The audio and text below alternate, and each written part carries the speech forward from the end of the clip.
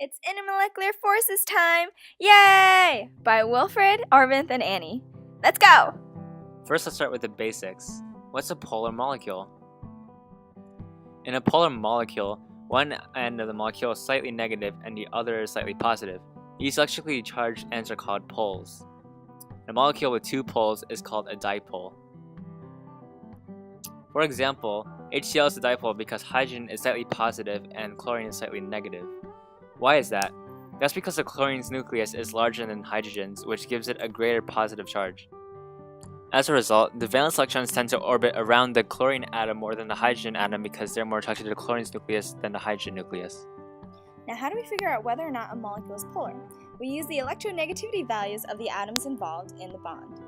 If the difference between their electronegativity values is less than 0.5, then the bond is nonpolar covalent. If the difference is between 0.5 and 1.6, then the bond is polar covalent.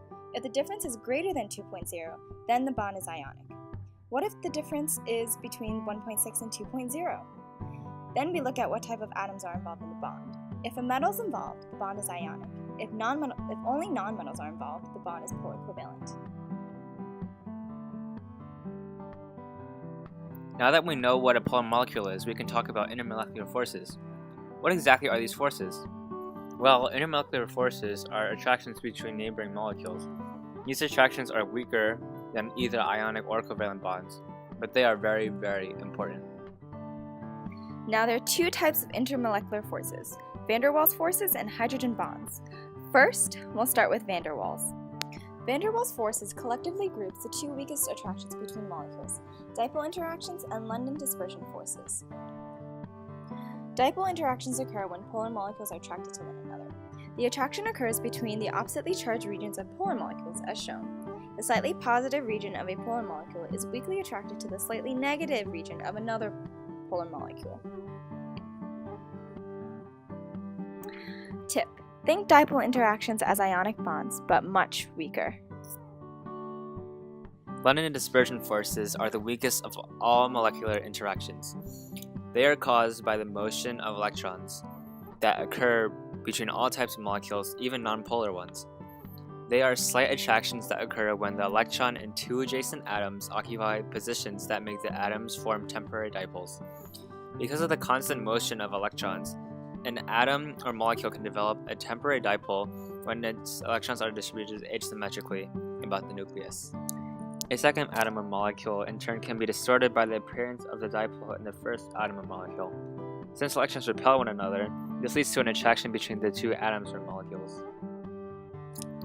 The larger and heavier the atoms are, the stronger the dispersion forces are.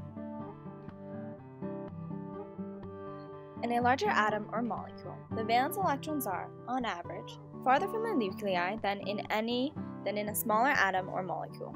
They are less tightly held and can more easily form temporary dipoles. Halogen diatomic molecules are the perfect example for this. Fluorine and chlorine have relatively few electrons and are gases at ordinary room temperature and pressure because of their weak dispersion forces.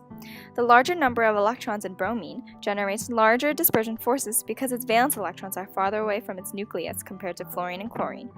Bromine molecules therefore attract each other sufficiently to make bromine a liquid at ordinary room temperature and pressure. Iodine, with a larger number of electrons, is a solid at ordinary room temperature and pressure for similar reasons.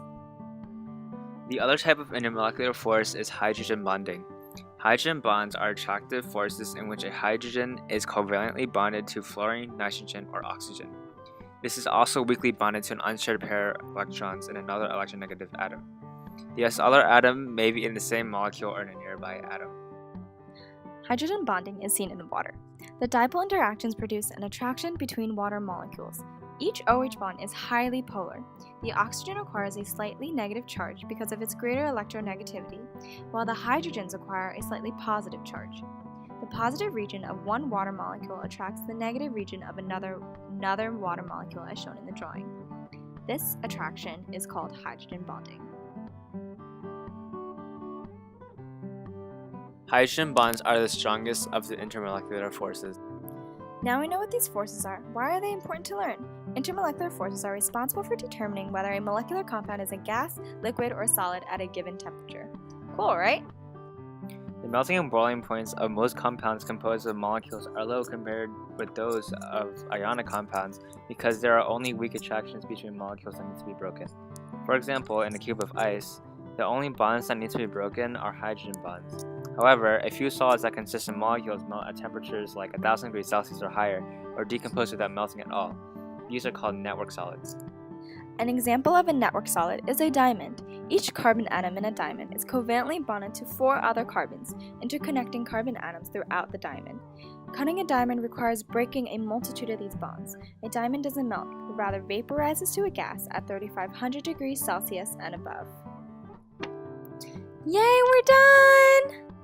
Thanks for watching. You guys are now professionals at Intermolecular Forces.